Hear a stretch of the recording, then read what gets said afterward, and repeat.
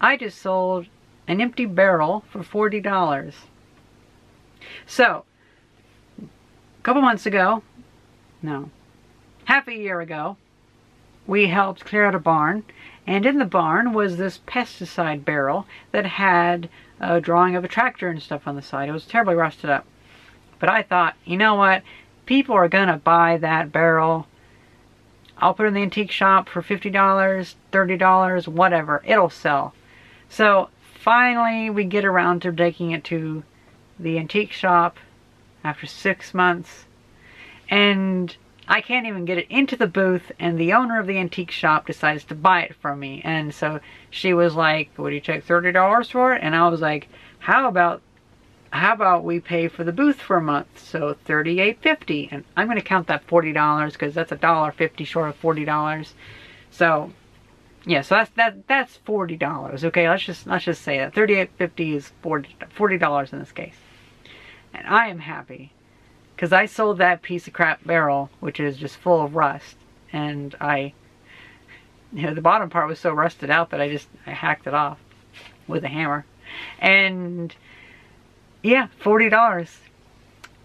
I kind of want to get some stencils and paint new barrels and sell them, because yeah, I bet I could make some money off that. Maybe I shouldn't post that. Yes. So yeah, I'm just really happy about that. And I also happened to show them the Glacidique Brothers brewery sign, and they suggested that I could probably get like $1,500 each for them. $3,000 for some signs I got from a barn. Not bad.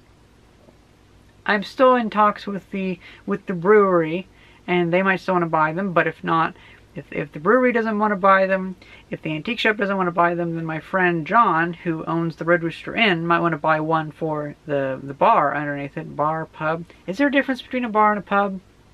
I don't know. I use them interchangeably.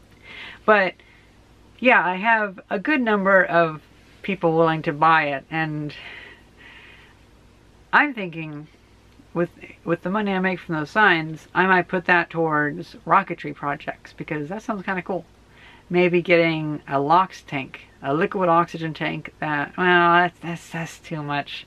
If I wanted to do that, if I want to blow myself up with that, maybe I should just go work for SpaceX.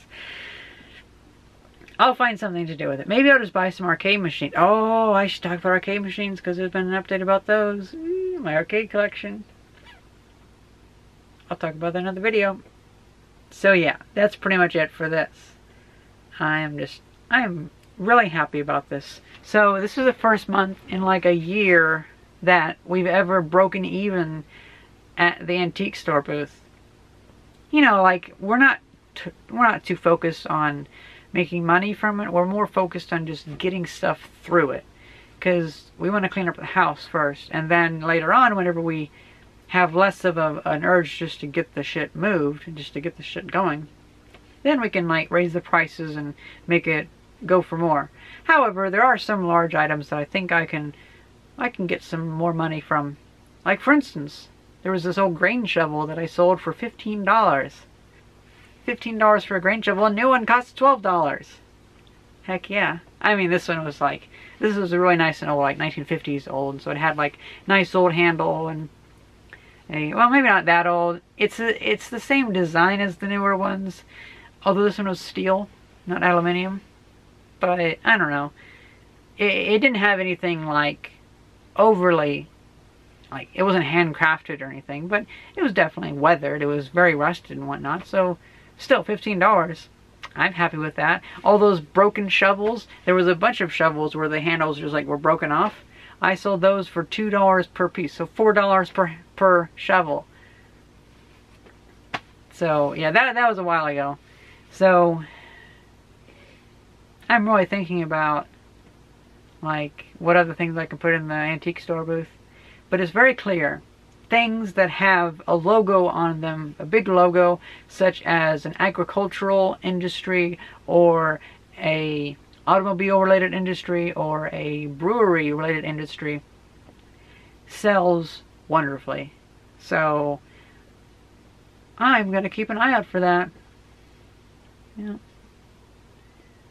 I'm also thinking about, so I have a bunch of that old wood, that lumber from 1903, the hardwood, the old growth wood. I'm not sure if I really told you guys about this, but basically we had to rip out several walls at the Red Rooster Inn, and so some of those walls had really, really old lumber, like 115-year-old lumber, and that old stuff is really nice lumber. So they've been throwing it away this whole time, so I was like, no, I'm going to keep that for myself. And so now I have just a pile of, like, I'd say 50 12-footers of, well, like 20 12-footers, and then just a bunch of other miscellaneous ones, like 8 foot, 6 foot, 4 foot, 2 foot, so like that. I saved everything down to like 1 foot. So anything lower than 1 foot, it has to be very good. It has to be like very nice quality. And those shorter ones will be used for repairing tool handles, because newer wood, the rings are really thick and they're really soft wood, and it doesn't look right. It's a lighter wood because it's a sapwood, but if I'm going to be repairing a wooden handle on an old tool, or even on a new tool, I want to have nice wood, so I have those small sections of lumber that I can cut into pieces, and I can use that for that if I ever get into that. So that's pretty cool. I have a lot of things. I have an old 1955 Montgomery Ward reel mower. It's one of those mowers that you push and it has like the reel that spins. I think it might be the best idea for me to get rid of it, because a lot of the blades are dull. Some of them are so rusted that it's difficult to really, like, they don't touch the main cutter blade. I got the thing for $20. I completely restored it. Okay. I completely removed all of the rust, and I completely redid all the paint, so it's back to the original paint color. There's one part that, like, it's kind of stripped out, and so it only gets traction on one wheel. The other one just kind of, like, the ratchet mechanism doesn't work. But overall, it definitely looks perfect for showing off. So if someone wants to have it for their collection, then that's great. Oh shit. If I sell that thing, someone might just put it in their front yard and in their garden and let it rot. I don't know about that. If I make it a prohibitively high price, if I make that $60 or something, let's go 45. Yeah, 50. Let's start 50. If I make that $50, I don't think someone is going to want to put that in their front lawn. They might want to keep it for actually using it. That might be a good way to go with that. Yeah. Speaking of buying things, I kind of regret last year when I was at one of the recycling centers in California, there was a big liquid nitrogen, or maybe it was a liquid oxygen dewar, like a really expensive one, and it was in the aluminum scrap bin. It's like a $600 dewar, but I was like, I don't really need that right now. But good rocket stuff. I could have gotten that. I could have shipped it back. It was, man. It's a dewar. It's big, really big. Would have cost a lot to ship, but whatever. I'm going to keep an eye out for a liquid oxygen tank, though, because that could be useful. That's enough rambling for today.